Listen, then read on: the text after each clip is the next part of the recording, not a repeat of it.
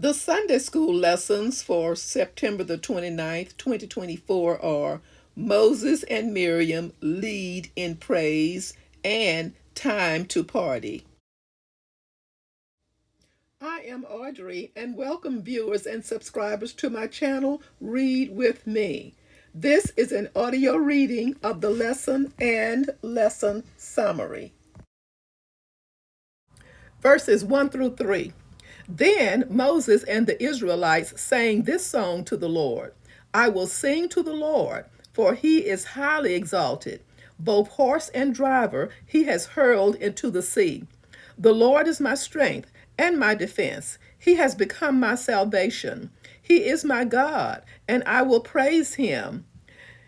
My father's God, and I will exalt him. The Lord is a warrior. The Lord is his name. Verses 11 through 12. Who among the gods is like you, Lord?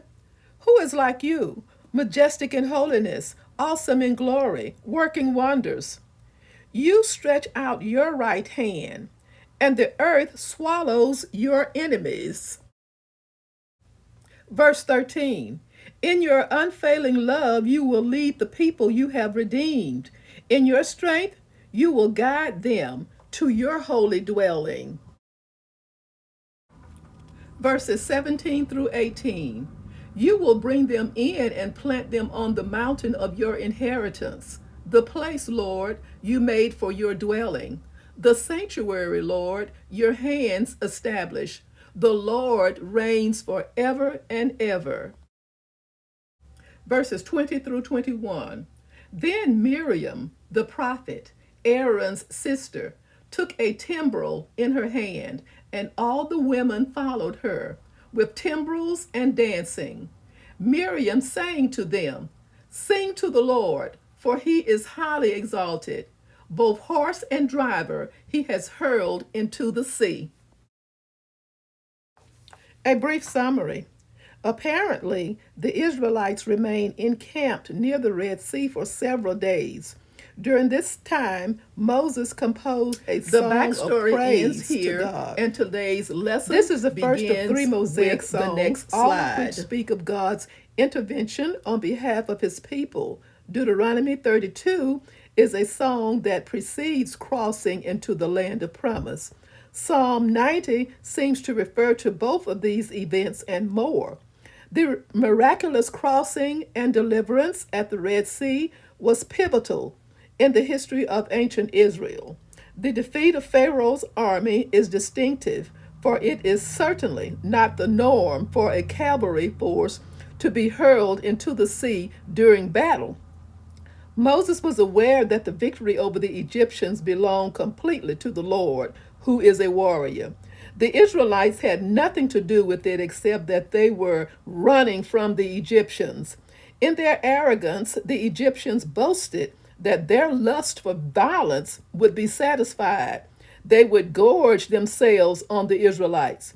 But instead, they sank like lead into the mighty waters. The body armor that the Egyptians hoped would protect them caused them to sink to the bottom of the sea like a stone. Verse 5. Who is like you, Lord? He permits no rivals and is victorious over all the gods of Egypt. A result of Israel's deliverance at the Red Sea would be that other people will hear and tremble. Terror and dread will fall on the potential enemies of the Israelites who lived along their path from Mount Sinai to the Promised Land, Philistia, Edom, Moab, and Canaan. Another result of Israel's deliverance was the assurance that God would bring his people to his holy dwelling and to the mountain of his inheritance.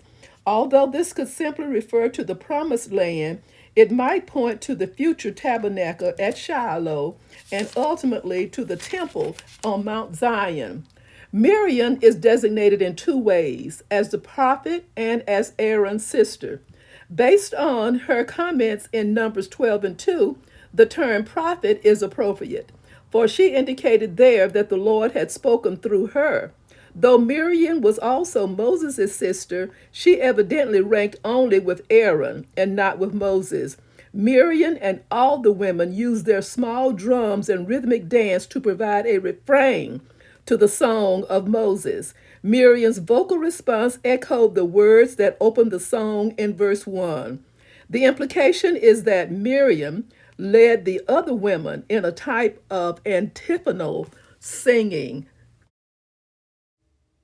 Thank you so much for listening. Join me soon for the next audio reading of the lesson and lesson summary.